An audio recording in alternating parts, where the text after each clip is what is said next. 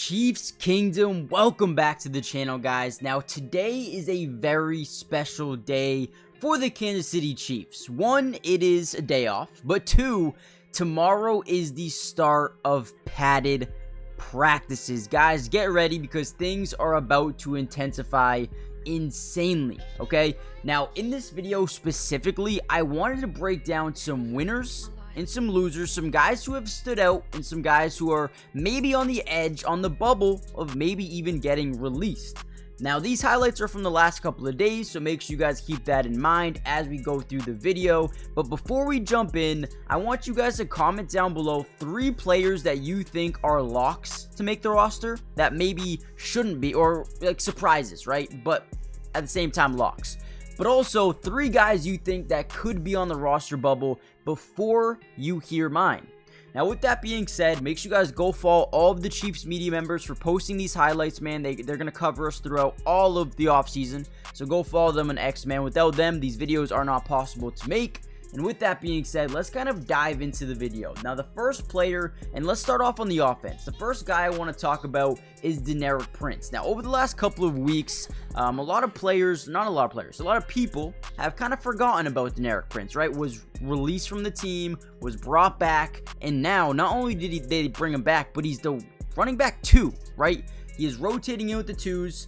Obviously, we still got to hear and wait from Clyde Edwards-Helaire and obviously Keontae Ingram, Imani Bailey. But right now, it looks like Prince could be filling in some big shoes as a guy who brings some versatility, some unpredictability in the backfield. And so far, so good. A major jump in the right direction for Prince and hopes to be a full-time player for the Kansas City Chiefs next season.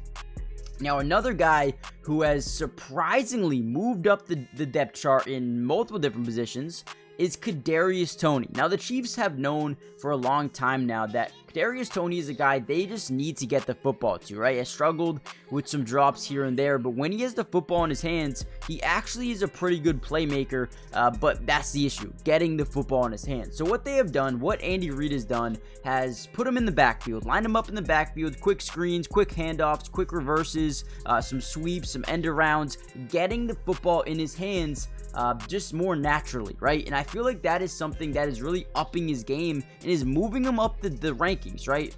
You look at Justin Watson, who just got injured in last practice. It doesn't look like it'll be a long-term injury for him, but Kadarius Toney is going to continue to work, get better, and earn more reps as time goes on, and now he's going to have some more opportunity here. Now, another guy who has looked really, really good in that same position group, the wide receiver position group, Nico Remigio. This is a guy who's taken a major step up from OTAs to mandatory minicamp to right now. It is translated through all phases of the offseason, and this is a guy I think is almost a lock to make the team right now. I really do. The 53-man roster as well, not the practice squad. This is a guy I think will make the team. Now, I don't know who will not make the team, but I can tell you who's losing right now, and we're going to get to the losers in a little bit, but Nico Remigio has definitely taken a major step in the right direction.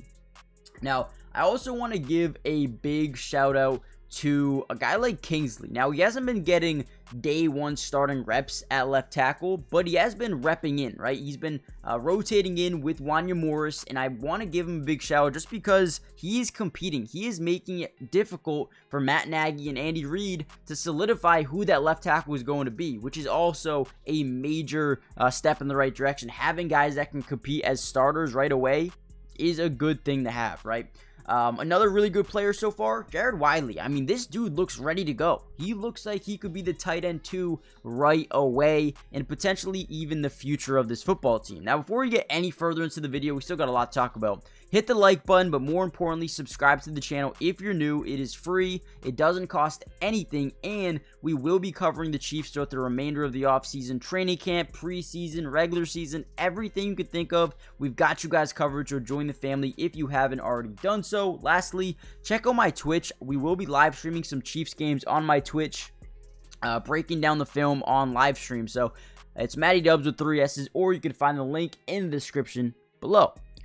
Okay, Wiley has been lining up in 12 personnel sets right alongside Travis Kelce, which is huge, already becoming somewhat of a starter for this football team in 12 personnel.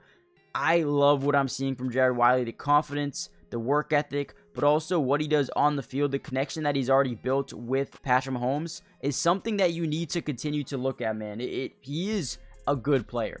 Now, Carson Wentz is another guy who's looked good as a backup quarterback. Obviously, he is not competing for a starting job, but he is competing for his career. If he can come out and ball out in the preseason, maybe he can find a home or potentially be traded at the deadline for something, right? And that would allow not only the Chiefs to get something in return from him, but also reunite his career, right? So I think Carson Wentz playing well so far in camp is a good sign. Will they trade him? I don't know. Maybe. Probably not, right? You don't want to, potentially have Mahomes miss time and not have a backup quarterback, but you never know, right? Now let's get into the defense. More DBs, right? There's 3 guys looking really good.